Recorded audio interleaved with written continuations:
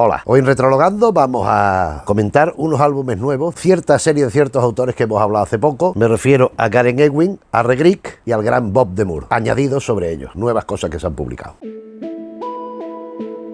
Pues sí, en época reciente hablamos de Regrick y hablamos de Karen Edwin, de su personaje Julius Chancer y su trilogía de la orquídea arcoíris. Hablamos de Enredados por el Mini de Regrick y tiempo mucho más atrás, al principio del canal, en los albores de Retrologando, hablamos de Bob de Moor, autor de obras tan magníficas como Barelli, como Con el grumete, como aquella El tío Anatole en Francia, no recuerdo ahora mismo el título en castellano, y tantas obras que fuimos comentando, Baltasar, que fuimos comentando en aquel vídeo. Resulta que un compañero, un amigo, alguien que nos acompaña en el canal me habló cuando publicamos el vídeo precisamente de Enredados por el Mini y de la trilogía de la orquídea arcoíris. Me dijo que Regrick había sacado un álbum nuevo. Vamos, hay publicado en español otro álbum, el Museo de lo Extraño, tomo 1. Pues indagué y efectivamente encontré el Museo de lo Extraño, y no solo eso, sino otras dos cosas vinculadas con lo que estoy haciendo, porque además son todas de la misma editorial. Ya lo comenté a propósito de otro vídeo, pero lo insisto en ello. Antes había dos editoriales que eran Trilita, que publicó los integrales de Aquiles Talón, que lo comentamos aquí en otro vídeo, la obra magna de Greg, que han publicado 10 tomos sobre una previsión de 14. Entonces ya en cierto momento se habló de que entraba en coedición con Netcom 2. Netcom 2, que entre otros publicó Alan McBride, entre otros publicó Bob de Moor, o sea, Barelli y Con el grumete están publicados por Netcom 2. Aquí hemos visto más series y más TVOs de Netcom 2. La cuestión, que ahora, en cierto momento Netcom 2 se unió con Trilita para publicar algunas cosas, y ahora, pues en este nuevo álbum, ponen Coeditum, que es el nuevo nombre, pero está el catálogo de Netcom 2 y el de Trilita. Bien, empezando por este que nos recomendó nuestro amigo de Regrick, El Museo de lo Extraño, el Santuario de los Titanes. Este es del mismo autor de Enredados por el Mini, una estética muy parecida y una temática también vinculada, porque si bien aquella era encontrar un tesoro oculto en una pirámide precolombina que no se sabía dónde estaba, que nadie había descubierto su ubicación, tal, pues esto va un poco más organizado. Resulta que hay un señor que decide presentar un museo de lo extraño, y donde tiene un arqueólogo tal, y aparece, lo presenta a la prensa y aparece este individuo que aparece aquí, que es un robot que se llama 220, un robot creado a partir de un misil que no explotó. Entonces, con la estructura del misil le ha puesto una serie de cosas y habla y se mueve y tiene criterio, le gusta llevar un sombrero y tal y cual. Entonces se inician las historias de estos personajes que son los arqueólogos protagonistas, un chico y una chica, un hombre y una chica, porque aquí resulta que en uno de esos azares en el museo le cae encima al señor 220 un hueso que resulta ser una tibia humana, pero de más de 1,5 metros, con lo cual estos tenían que ser unos individuos que midieran 4 metros. Pero esto, ¿cómo puede ser? Entonces se lo dicen a este señor, que aparte de tener el museo, tiene una fábrica de coches, una industria, Penol, como si fuera Renault, pero Penol, y este decide vender a la prensa que van a hacer una expedición en coche para llegar a donde deben estar estos huesos, porque estaba catalogado de dónde habían surgido estos huesos. Y empiezan a aparecer unas luces extrañas.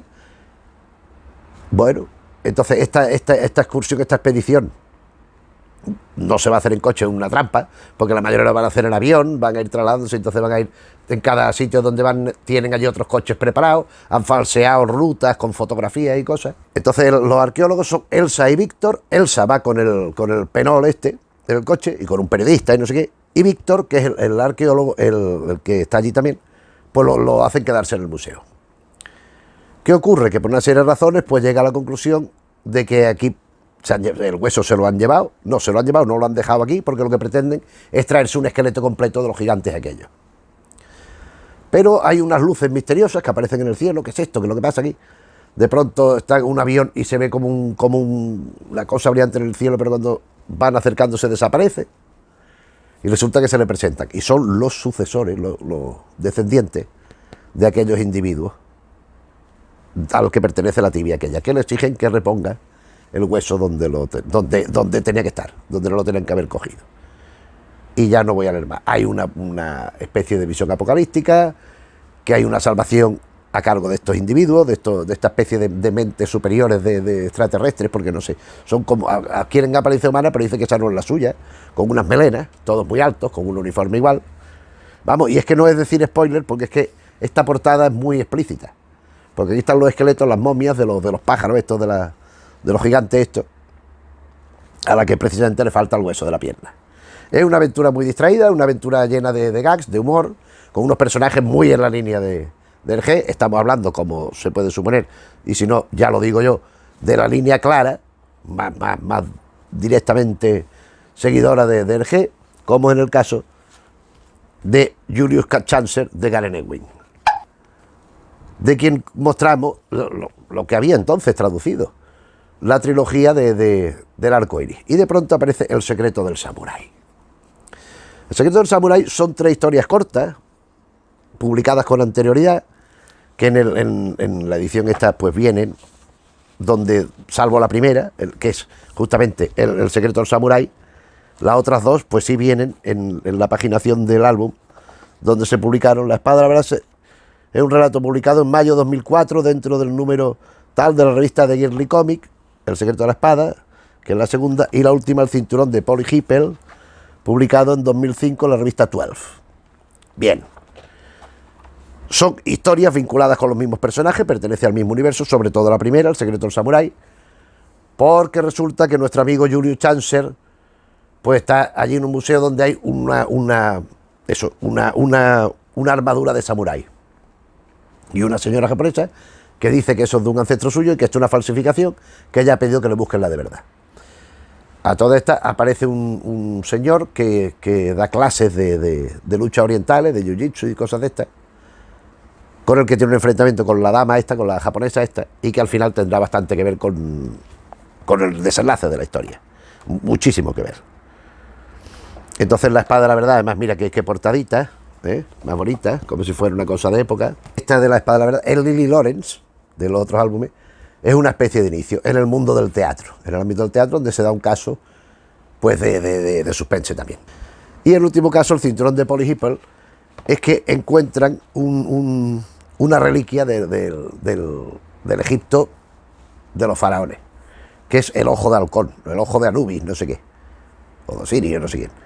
Entonces hay un periodista que lo mandan a hacer una foto porque va a haber una exhibición, pero está prohibido hacer fotografías y tal y que cual. Y mandan a un periodista que se llama Pickle a que haga una foto de allí. Entonces eso está prohibido y tal, pero él consigue, hablando con Polly, metiéndose entre bastidores y por engaño, no, tal, es que yo vengo a hacer una foto, y entonces ella le dice que el cinturón que ella lleva puesto es eso. Entonces el tío fotografía esto, se dan cuenta, lo pillan, se escapa y consigue fotografiarla. Esto es que no tiene ningún... Lo del teatro sí tiene más argumento de suspense y sobre todo El secreto del samurái. Pero son 3 historias breves de Garen Elwing que encontramos en este álbum nuevo.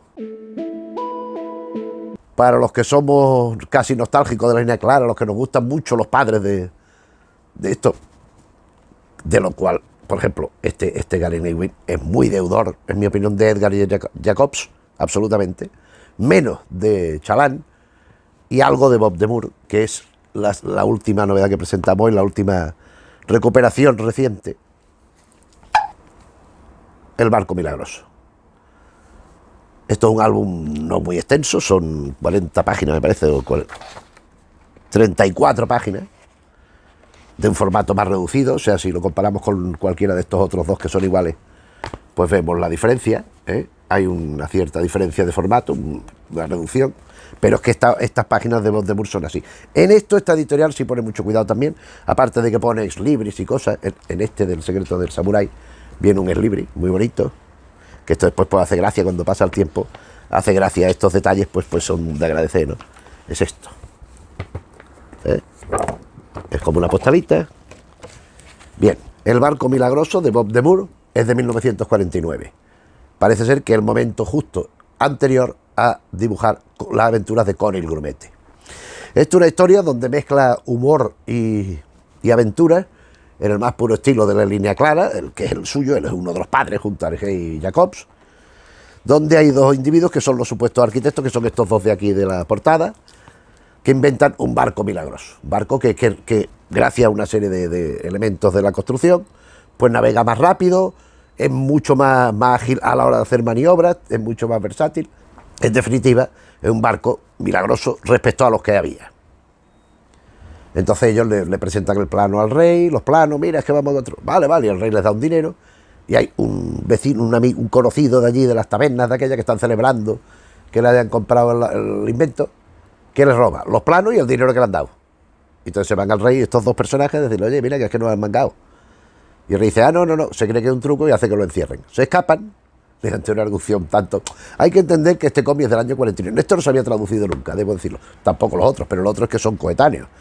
O sea, lo han traducido en el momento que han salido en su original. En inglés, Ewing, y en francés, el Regric. Pero el barco milagroso, esto no se había traducido, a pesar de la edad, de la época en que se hizo. Entonces resulta esto que por ejemplo, la artimaña para escaparse de la cárcel es que les dan un cuenco es una obra, no lo he comentado, una historia ambientada a la época de los piratas. O sea, estamos hablando del siglo XVI, siglo XVII, una cosa así. Pero es que aparte está escrito en 1949 y había una cierta ingenuidad respecto a ahora, o mucha. Entonces ya digo, por ejemplo, la artimaña de escaparse es que ellos están en la celda y le echan la comida en un cuenco de madera. Entonces cogen con una piedra filosa que había en la celda, le hacen unos agujeros y entonces se sube uno encima del otro, este del pañuelo a la cabeza, se sube encima de este, con el cuenco como si fuera la cabeza. Y entonces cuando abre el carcelero, abre la puerta para cualquier cosa, al contraluz de la ventana que tiene detrás, lo que ve es un monstruo de 4 brazos con la cara aquella, y se desmaya, y entonces se pueden escapar. Esta es la cosa. Juegos de tropezones, casualidades, ellos se tiran al agua, los rescatan unos pesqueros que había mandado el pirata, que le había robado todo, porque el pirata se da cuenta de que le faltaban elementos para conseguir hacer el barco milagroso. Entonces tiene que llamar a los arquitectos, tiene que secuestrarlo para que le ayudaran a construirlo, y, en fin, aventura. Con naufragios, con batallas navales entre unos y otros, para al final, pues como podemos suponer, alcanzar un final pues bien y feliz.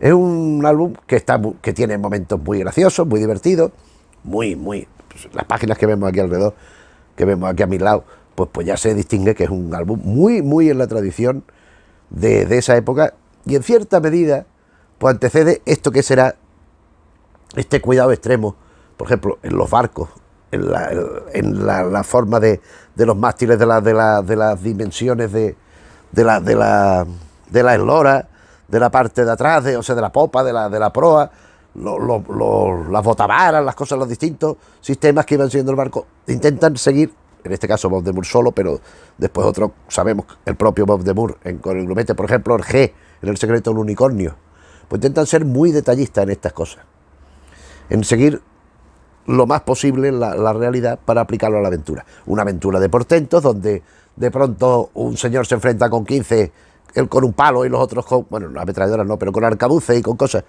y no gana de milagro porque se resbala o por alguna cosa. Son héroes que salen siempre bien de las situaciones. Hay problemas que en un momento primero, y sobre todo con carácter eventual, pues cometen un error o lo hacen cometer un error que les lleva a una situación negativa, una situación de riesgo, de la que naturalmente pues salen victoriosos. Entonces se van sucediendo pues naufragios, ataques, emboscadas, situaciones de traición, de traición a la inversa, porque se hacen amigos de otros, de los piratas aquellos. Y bueno, es una historia pues de filibustero, en este caso en torno a la construcción de un barco que daría ventaja a quien lo poseyera. Pero sobre todo el carácter divertido y, por encima de todo esto, tener una obra novedosa que desconocíamos del gran Bob de Moor, que es uno de los 3 artífices absolutos de la línea clara. A mí de Bob de Moor me hace mucha gracia cuando se habla, porque es que siempre el G es el padre de Tintín, de toda esta movida. Jacobs, pues Blake y Mortimer han sido unos personajes que han trascendido muchísimo. Pues la serie que él hizo, pues, como que él hizo 11 álbumes si contamos El secreto del espadón como 3, y después han continuado 11, no 10, porque la segunda parte del profesor Sato la hizo precisamente Bob de Moor. De todo esto ya hablamos en su momento, pero Bob de Moor es el menos reconocido, el menos famoso para la gente que no tiene un cierto gran interés por el cómic. O sea, un lector de cómic normalito de andar por la casa sabe, el G sabe quién es, Edgar Pierre Jacobs también, pero Bob de Moor no. Cuando es quizás el que tiene la obra más amplia y más distinta, más plural y más versátil. Y es muy interesante Bob de Moor. A mí me parece un autor, y además fue el que vivió más, hasta tiempos más recientes. Hizo varias incursiones en el cine con 2 películas sobre Tintín, pero aparte a mí es que me parece muy bien. Quizás sea más limitado en el sentido de que él orienta las aventuras en un ámbito más de lo doméstico. Por supuesto está de las aventuras, ¿no? El barco milagroso o Coro y Grumete, pero por ejemplo las de Varelli, siendo casos de detectives, de espías, pues parten de un ambiente más doméstico. No es la RAF y ese científico de élite, superélite, que es el profesor Mortimer de Jacob, ni es las situaciones de Hergé. Esto es una mezcla de los dos. Y su aportación fue muy importante, tanto en la obra de Hergé, que dibuja fondos, que dibuja siluetas, que dibuja algunos personajes, por ejemplo, el Serafín Latón en castellano, no sé en otro sitio cómo se llama, y Jacobs, pues es que al que le llega a terminar el último álbum que Jacobs dejó inconcluso, con la autorización de los herederos, de toda la pesca. En fin, Bob de Moor a mí ya digo que me parece una estupenda noticia disponer de un álbum nuevo de él, es uno de la tríada de los padres de la línea clara, y Garen Elwing y Regrick, otros 2 aportaciones muy interesantes, algo por una parte ya conocido, que es Julio Chancer, y por otra, pues novedosa, que se inicia con este Museo de lo Extraño. Y por esto lo hemos querido traer aquí, para goce y disfrute de los amantes del cómic que no sepan que existe, pues por supuesto decirles que aquí están, invitarles a leerlos, porque a mí me parecen 3 álbumes muy interesantes, y a quien lo conozca pues espero que le haya recordado, y que si es así, y si le ha parecido o te ha parecido interesante lo que hemos hablado a lo largo de este rato, pues le puedes dar al me gusta. Si te interesan los temas que hablamos a lo largo de la semana en el canal y de los meses que llevamos ya, más de 800 vídeos, que se dice pronto, pues te puedes suscribir, que no hace falta los suscriptores. Si conoces gente a la que le puede interesar lo que vamos hablando, pues te agradeceremos que le informes de la existencia del canal. Y nada más, nos vemos en otro vídeo. Un saludo.